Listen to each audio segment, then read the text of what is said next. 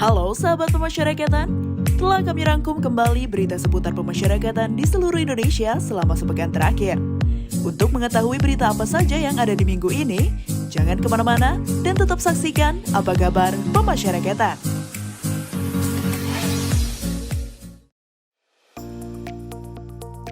Satu, bimbing anak persiapkan masa depan cerah di Jenpas bentuk rumah singgah. Dalam rangka mempersiapkan masa depan cerah bagi anak yang berhadapan dengan hukum, Direktorat Jenderal Pemasyarakatan terus membekali anak dengan pendidikan dan keterampilan yang memadai. Salah satunya dengan mengusung konsep rumah singgah sebagai alternatif penampungan kegiatan pembinaan anak yang berada di luar lapas dan rutan. Rabu, 9 Februari 2022, Ditjenpas melaksanakan bimbingan teknis program pembentukan rumah singgah dan unit usaha Balai Pemasyarakatan di Jakarta. Kegiatan ini dibuka oleh Direktur Bimbingan Kemasyarakatan dan Pengentasan Anak Liberty Sitinjak. Kegiatan dihadiri oleh 17 perwakilan dari 5 Bapas se-Indonesia, 10 perwakilan pemerintah daerah, dan 8 kelompok masyarakat peduli pemasyarakatan atau Pokmas Lipas. Ditjenpas telah menetapkan 5 wilayah percontohan pembentukan rumah singgah di berbagai daerah Indonesia yang menjadi program prioritas nasional 2022. Selain sebagai tempat pembinaan, rumah singgah ini akan dijadikan penampungan bagi anak yang telah selesai menjalani pembinaan di lembaga pemasyarakatan khusus anak, akan tetapi belum dapat kembali ke rumah orang tua atau keluarganya. Rumah singgah juga menjadi wadah bagi masyarakat untuk ikut serta dalam mendukung implementasi keadilan restoratif dengan mengedepankan pemidanaan alternatif.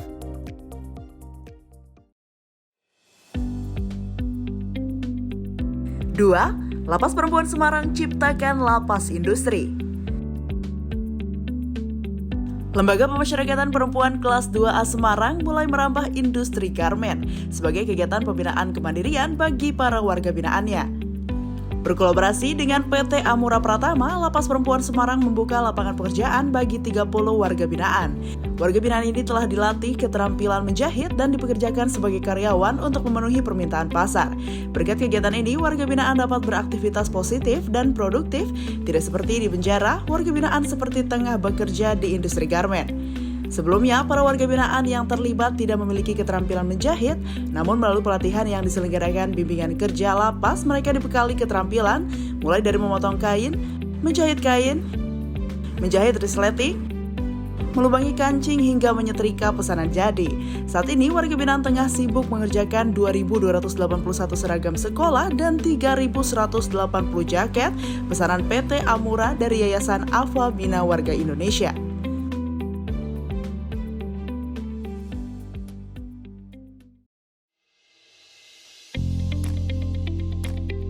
3. Bincang santai Kakanwil Jawa Barat dengan narapidana Lapas Khusus Gunung Sindur. Selama masa pandemi COVID-19, Lapas Khusus Gunung Sindur konsisten menjalankan rutinitas hidup sehat bagi para warga binaan dan petugas pemasyarakatan.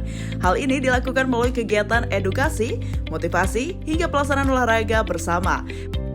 Beberapa kegiatan yang dilakukan diantaranya lari pagi, senam aerobik, berjemur, mengkonsumsi vitamin, dan meminum jahe merah produk andalan Lapas Khusus Gunung Sindur. Upaya lapas ini memperoleh apresiasi dari Kepala Kantor Wilayah Kementerian Hukum dan Hak Asasi Manusia Jawa Barat, Sujonggo, dan ia berharap kegiatan serupa dapat diikuti oleh lapas dan rutan lainnya. Ia pun mengimbau agar seluruh lapas dan rutan melaksanakan protokol kesehatan dengan baik. Sementara itu, selama masa pandemi, kunjungan langsung keluarga dan kerabat warga binaan ditiadakan. Sebagai pengganti, lapas menyediakan layanan kunjungan online agar para warga binaan dapat tatap muka dengan orang-orang terkasih meski tidak bertemu langsung.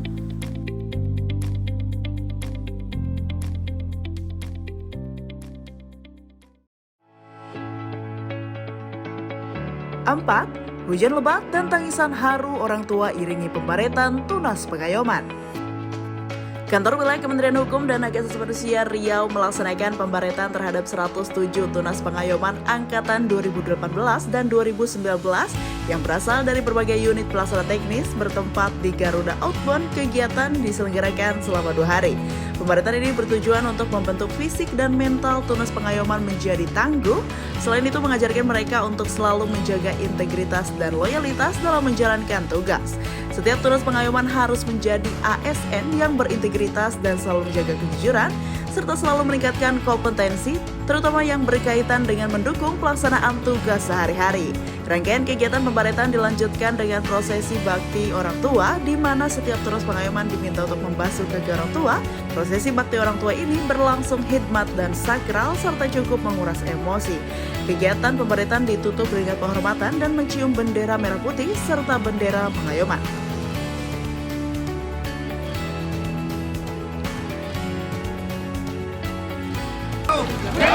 Riau, Riau, Riau.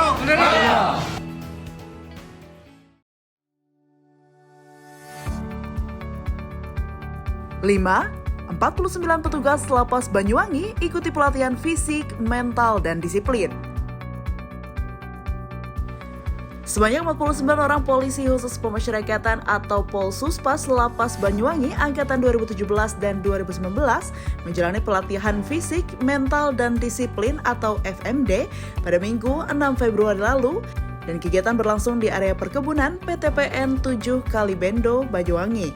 Kepala Lapas Banyuwangi Wahyu Indarto mengungkapkan kegiatan dilaksanakan untuk meningkatkan kinerja, kerjasama, serta kepedulian antar petugas Lapas Banyuwangi. Selain itu, agar Polsuspas menanamkan tata nilai pasti dan core value berakhlak dalam pelaksanaan tugas. Kegiatan FMD ini diawali dengan pelatihan baris berbaris dan beberapa perlombaan untuk melatih kesiapan, kekompakan, kerjasama, serta solusi pemecahan masalah peserta.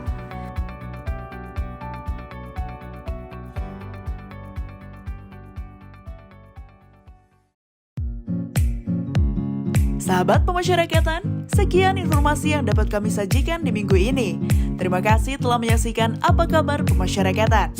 Dan untuk mengupdate berita seputar pemasyarakatan di seluruh Indonesia, ikuti media sosial kami dan jangan lupa saksikan Apa Kabar Pemasyarakatan di episode selanjutnya. Pemasyarakatan pasti.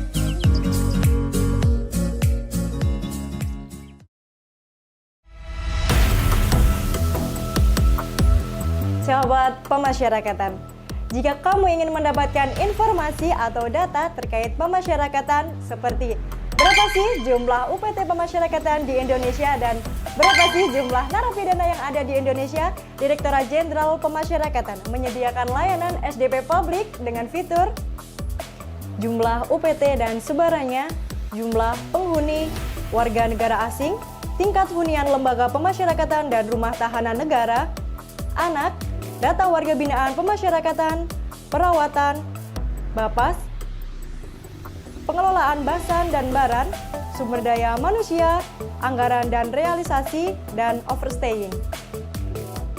Kemudian tersebut dapat diakses mandiri melalui website atau menggunakan mesin self-service dengan akses sidik jari yang tersedia di UPT Pemasyarakatan.